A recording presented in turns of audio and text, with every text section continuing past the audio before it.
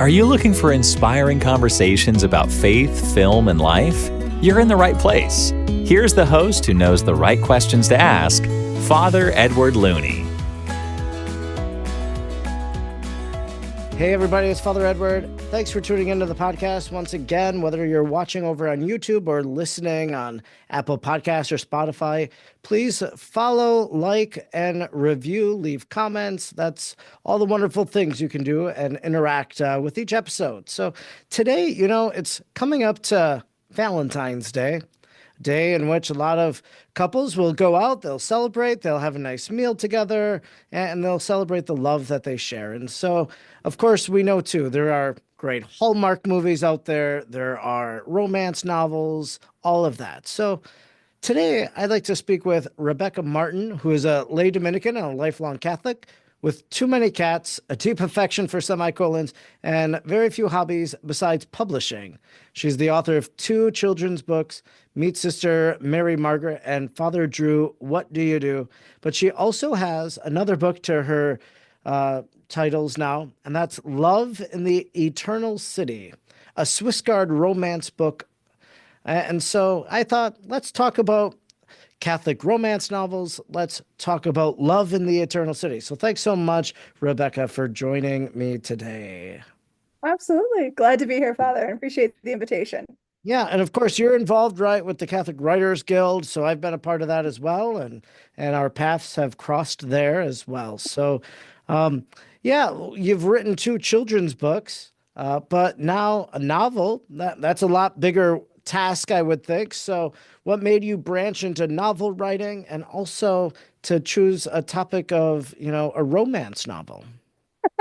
I have to joke anytime someone asks me that question because it was very accidental. It was, I had been reading a bunch of Christian romances, just like clean romance, and there's a formula to it. We joke about the Hallmark movie formula, and it's true. And so as I was reading them, I thought, you know what?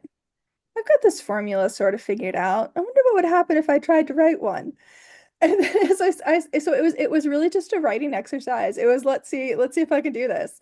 And then I pulled on my experience in Rome as a student to kind of provide the setting. And it just sort of happened. And I have to kind of look at the Lord and go, why did you have me write a Catholic romance novel? This is not, not that I had ambitions for high literature, but this is, kind of the opposite. So it's like, you know what? It's a good beach read. And apparently that's what the Lord wants me working on right now. Ah, well, you also know another Catholic Writer Guild member named Amanda Lauer. She's from Wisconsin, and she wrote a Christmas romance novel. So, yeah. So a lot of different Catholic authors are branching into this field. And actually last year I was up in Minnesota. I was visiting a few different places and people and whatnot. And one of my followers on social media, they want to have lunch. And so she brought some of her friends, and one of them was also a clean, as you said, romance novel writer. So I was just telling somebody that I was doing this interview about a Catholic romance novel, and she said, they make those? So what do you say to people who are surprised by the fact that this genre exists? Well, really this was fun to dive into as I was thinking about it as I was writing, because really we can speak of the Catholic faith as the truest love story there is. I mean, and actually that's Fulton Sheen's word, is the greatest love story is contained in the Host.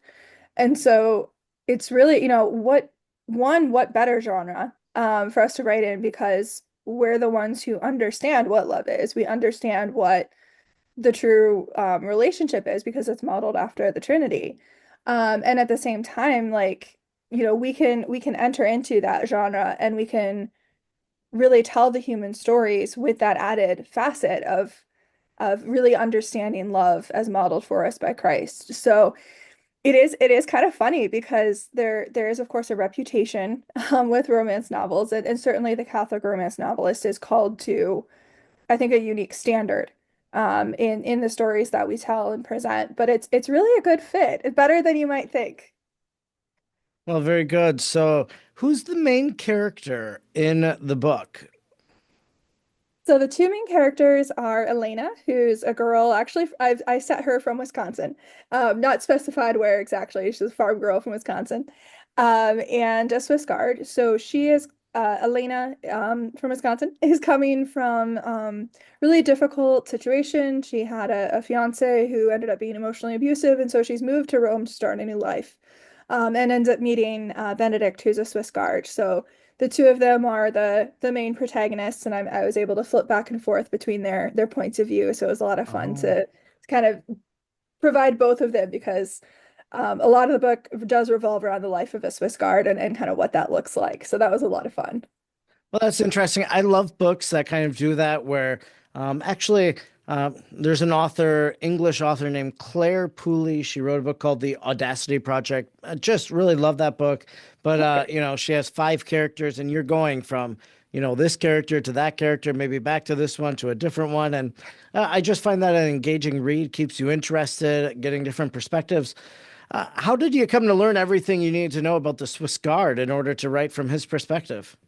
That was a ton of fun. So I actually ended up getting connected with Andreas Widmer, who is a former Swiss Guard under Pope John Paul II. And he's a Catholic businessman. He teaches out at CUA in the business school out there.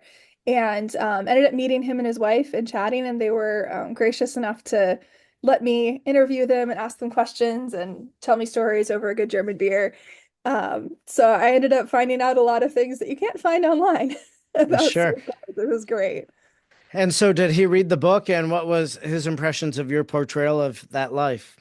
So I don't think he's read the book, but his wife did, and his wife, of course, has Okay. been married to a former Swiss Guard for a long time, and they stay very close to the Swiss Guard community. And so she loved it. She actually there were pieces that I sort of pulled in there just as creative process that I got. I accidentally set my character's first date. The location in Rome is actually the same place that Andreas and Shelley went for their first date. And there were other elements of what I pulled in that it was sort of creative, and she was like, "No, you actually got that right." And so she was delighted. I think, and a little impressed that I was able to do that. So they have a great endorsement on the back of the book, and we're very gracious about it. So. Oh, that's great. Now, when it comes to the Swiss Guard, I don't know much about them except, they wear floofy hats and, they're pretty stand up straight, all that. Is that something they just do for a certain amount of time then? They do it for what, like 5, 6 years, and then they go off? Or what is the Swiss Guard life like? Yeah, so they're all so military service in Switzerland is mandatory. So they all have some military background, typically a couple years in kind of the basic levels. And then they're able to apply for this position, which the Swiss Guard basically functions like our Secret Service for the Pope. They are actually a highly trained elite whatever it's called, executive protection. I can't remember what the phrase is, but they're basically the equivalent of the Secret Service. So if the guys want to apply for that position, they can do that. They go through some initial training, and then there's I think the minimum tour is 2 years, and they can continue re-upping that, or they can step back after 2 years. So it just kind of depends on the individual and their discernment. But once they're there, they're trained to do all the elite protection that they would do for a government official. They also travel. Many times you'll see them actually, if the Pope is out of the country, you'll see men in suits around him. And typically that's actually the Swiss Guard in plain clothes. And then of course they have the more ceremonial uniform, the ceremonial role. But they are also just modern military unit. So they're pretty cool. So obviously the book is set in Rome, so that's the center of Catholicism. I'm sure there are other faith elements in the book. So do the characters go to mass or confession, or what other Catholic imagery is present there? All of the above. One of the things I really wanted to do with this story was show just what a good Catholic relationship looked like. What it looks like when two faithful Catholics are, going through life and, building a relationship together. And so they each have experiences in prayer, as they're just kind of taking their troubles to God. They have kind of some spiritual mentors and the priests that they're working with and connected with. The Pope actually makes a fictional Pope. He's not based on anyone specific. He makes an appearance. Um, there's definitely experiences at Mass for both of them. One of the early scenes actually is Elena going to Mass in St. Peter's at the altar of the chair. And then Benedict actually in one chapter has a serves Mass for one of the priests that he works with. And I really wanted to just kind of integrate all of that into, I've as a young adult Catholic woman, that's all those pieces are important to my life. And I wanted to really show just that organic, like this is what life as a devout Catholic looks like. Hmm. No, So that makes a lot of sense. And so when it comes to this book, then, how do they meet? I guess would be a question. Like, how do you incorporate their first date? Like, how do they fall in love or decide that they want to do this? you need to read the book, Father. I Um, know. no, it's good. So yeah, so I have Elena meeting. Actually, she meets Benedict's sister first, so the two of them meet and really jive, and then ends up kind of getting to know Benedict. The two work together on a project. I have Elena working for a nonprofit based in Rome, and so the nonprofit's planning an event that's going to happen at the Vatican, and so Benedict is put on liaison duty to make sure that she has everything she needs. So the two of them are thrown together for work, and end up, of course, work becomes dating, and so they end up falling together that way, and then they also both end up getting involved in a little bit of a spy caper. The Monsignor who is kind of setting the two of them up has a secret role, and so the two of them end up dealing with that. And in the last act of the book, there's a fair amount of adventure that gets thrown in there. Okay. Now, I was looking over on Amazon and it says that this is a Swiss Guard romance book one. So is the intention to have more books in this same series? Yes, so I didn't initially set out to have that be the case, but as I was writing, so Benedict's younger sister and his best friend have kind of had an on again, off again relationship, and so they ended up being such dynamic characters, and my readers were asking for more of the two of them. So their story will be book two, and then there will be a third book that is another Swiss Guard, and one of Aleda's younger sisters actually is going to end up being a character. So sort of not necessarily following directly on each other, but pulling the characters from one book and giving them their own story. So that's the one of the manuscripts I'm currently working on is the best friend's story. So obviously, you are married and you have your family life there. So how do you find time to write?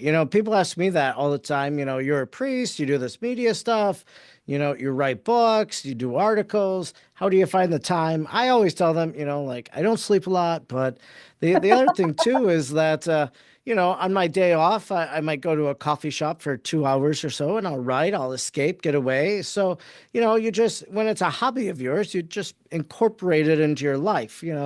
Much like somebody might play video games, I might choose to write a 1,000 word essay or something. So, but for you, how do you incorporate writing into your busy life? That is a very good question, one I don't have a great answer for, because I wish I wrote more than I do. But I do tend to actually do a lot of my writing during the month of November. Got started writing fiction with the National Novel Writing Month Challenge, NaNoWRIMO, as it's affectionately called. And so I had given myself that challenge of, oh, write 50,000 words in a month. That first year, I wrote 100,000 words Oh, accidentally. And that part of that became the seed for this book.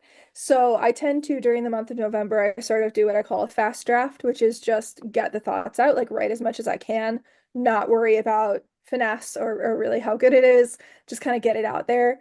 And then I tend to then spend the rest of the year working through it in chunks then. And I have an alpha reader, is what I call them, of I have usually a friend or two who are kind of my primary Hmm. initial readers, their only job is to cheer me on. And so I usually commit to like, I'll send you a chapter a week or something. And so I take that fast draft, work through it in pieces, and then kind of have that accountability with them and their excitement reading it, which helps a lot just to kind of keep me motivated and challenge me to set that time aside, to work on the book. So as you write a novel like this, like you must like I have an interest maybe one day in writing a novel. I have a running notes app of like Nice. topics that I think I could write a novel about that, I don't think I ever would, but Okay. the idea is there and you might as well put it there. Otherwise you'll lose the idea. Exactly. Uh, so how'd you first set out to do this? So like you create the character names, maybe the main plot, and then like do you just sit down chapter one, write, you outline the chapter? Do you have I've seen kind of I don't know, the character lines or whatever. So I'm Mhm. not getting all the language there, but I know what you yeah, mean. how does a person set out to write a novel?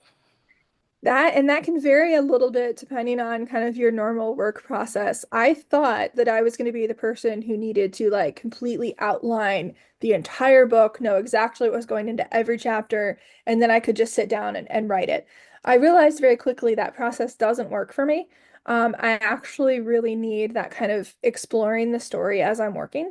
So I do what we're kind of jokingly referred to as pantsers and plotters. The plotters are the ones who really have to have the structure there first, and then pantsers are the ones who write by the seat of their pants and they just start going. I'm right in the middle, jokingly referred to as a plantser. So what I typically do is I just start writing. I'll have an idea or I'll have a kind of a vibe, for lack of a better word, of sort of here's kind of the story I want to tell. And then I'll just sit down and start writing, and then I'll sort of plan out a couple chapters ahead, or I'll have maybe a sense of here's the main story beats that I know kind of the main arc of the story. But then I really enjoy just sort of following my characters. I don't exactly hear them in my head, like some authors will tell you that they do. But I do just part of the benefit with fast drafting is that I just write what comes to mind. And so sometimes the like, oh gosh, what am I going to work on tonight? And I'm just like, here, random idea. I'm just going to write it, see what happens. Sometimes those end up being the best scenes. So there's a certain freedom to just kind of setting aside the structure and the expectations for myself and just playing with the story. So that's typically how I go at it. And then I have to go back and retrofit and make sure all the pieces fit together. And the number of times I've named a character with bracket name and bracket, I'll name them later. It's fine. I just Okay, know that. sure, sure.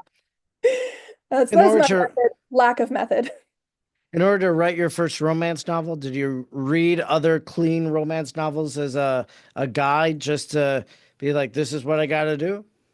Yes, that was definitely I was very much immersed in it, and that's what I found to be helpful if I'm switching genres, if I'm working on like fantasy or whatever, is I will just kind of go in and immerse myself in a lot of the books in that genre because then I can have a strong sense of what we call genre expectations. So kind of those main beats that you expect a romance to hit. Um, and so kind of having that in the back of my head and I'll again kind of go back and forth between planning out some of that writing, planning a little bit more, kind of tweaking as I go. But it is really helpful to be I sort of take a period of time where that's all I'm reading for a while.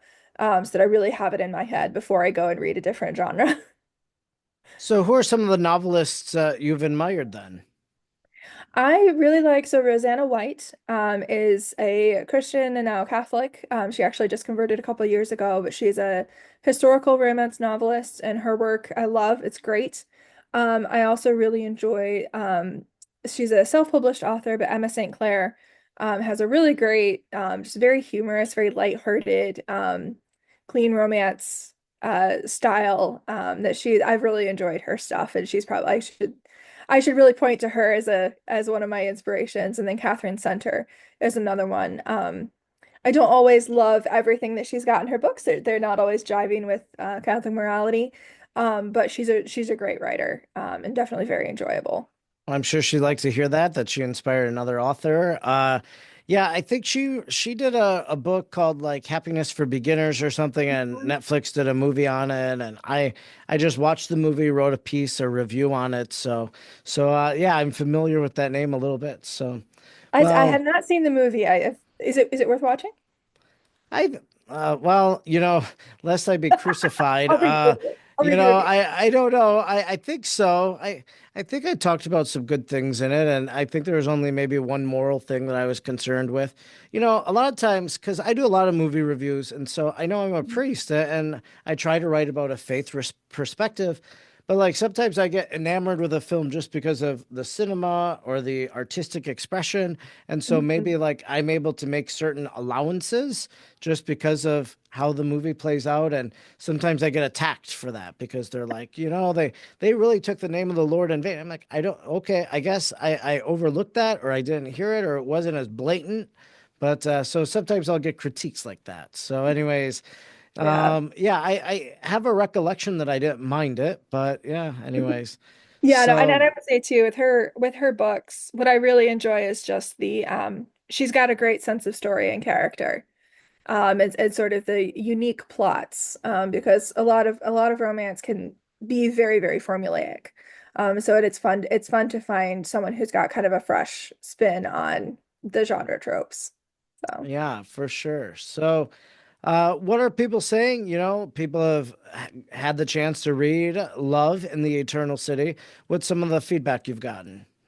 I gotten a lot of very positive feedback, which has been delightful. A lot of people just really being able to relax into it. And that's really what I wanted this novel to be, is it's not trying to be, like I said, I'm not Flannery O'Connor. It's just it's a good read. And so a lot of people have just really enjoyed that. They've really enjoyed the faith elements. That part was interesting. So I actually had a lot of Protestant Christians on my initial kind of review team with Chrism, because Chrism's part of Whitefire, which is a broader Christian publisher.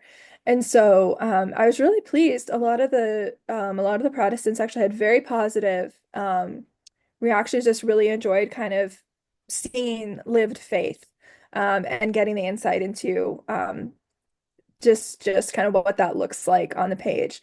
And also a lot of people enjoying the locale. I poured a lot of my love for Rome into this novel, and that comes through with the description, the culture, all of that. And so it's a little bit of a travel adventure, if that's up your alley, and a lot of people seem to be enjoying that. Oh, it's great to hear. I'm actually going to Rome for the first time. I've never been. I know people are Oh, surprised by that. it's I didn't wonderful. study in Rome. I've been to France, 6 times, half a dozen times. I've been to Spain and Portugal, and I've been Ireland, England. I've been all over the world, but I've not been to Rome. I'm going for a conference in September. Going to spend a few extra days.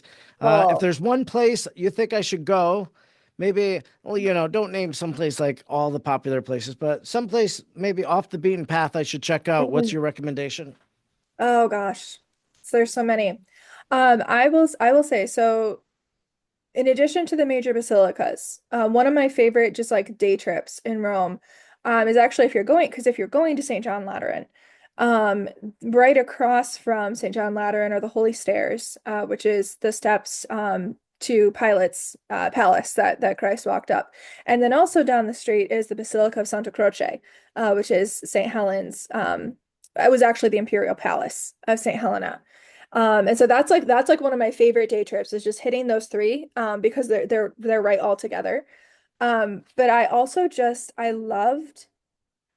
I would get off a subway station, and I would just walk and just discover the churches as I walk, because there's a church every 2 blocks, if that, every 1 block. And just discovering the little churches that are just tucked away. And it's almost something that I can't, tell you go to this place, but really it's just start walking and see what you find. Because you'll find the bodies of saints, you'll find miraculous images, you'll find all sorts of things that you didn't know were there, because they're not going to pop up on the map or the tourist guide. Um, Oh, and so I just found that to be really the best day in Rome, was the day that I just said, Lord, you take me where you want to go. And I just walked, and it was great. okay. Well, that's great to know. I appreciate that. Maybe I'll have to do that one of the days. Just thinking But about what climb you the just dome. said. If nothing else, climb the dome. You've got to Okay. climb the dome of St. Peter's. Okay. I'll tell you that. So, yeah, no, I'm very drawn to saint tombs. So you saying that, finding obscure saints, I'm gonna love that. So Yeah. miraculous images, right up my alley. So those will be the things I'll be looking for then. Uh, Exactly. yeah, and just to go back, I asked what was the feedback, right? And your book, 35 reviews on Amazon, that's really good for a return on review, and Yeah. 58 ratings on Goodreads. So you're Yeah. you're doing pretty well in terms of the feedback, even on those platforms or sites. So yeah, Yeah. it seems Love in the Eternal City is a must read. And if people want to pick up a copy of it, where can they find it? Yeah, so Amazon, Barnes& and Noble, Chrism Press's site, so direct from the publisher is always great. And then also it can be ordered through a local bookstore because it's distributed through Ingram, which is one of the main book Sure. distributors. So you have no excuse for not being able to find it. It's Yeah. everywhere. Have you seen it on the bookshelf of a local store by you? I have not managed to persuade the local Catholic bookstore to carry it yet, which I'm a little sad about because I'm gonna have to go back and poke them.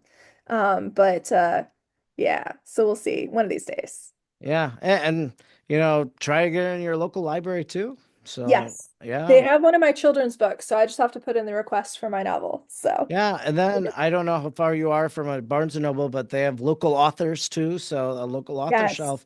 So you should get on that. I think it'd be I a would. draw, hopefully. So I hope so. yeah. And actually, the town that I lived in just opened a new bookstore. So I'm planning to go in there and say, hey, by the way, Oh, that's look great. there. And do you have a website? If people want to follow you on socials, how can they do that? Yeah, so RebeccaWMartin.com. And then my same username also on Instagram is Rebecca.w.martin. And I actually just started on Fable, which is a book tracking, book conversation app. So I'm curious to see where that goes. But No. same username over there. So I'm hoping, because there's a online book club function to that app, and I'd love to do that for this book or for a future release one of these days. Oh, well, Yeah. that's wonderful. Well, thanks so much, Rebecca, for joining me today, talking about Love in the Eternal City, available from Chrism Press. Thanks so much.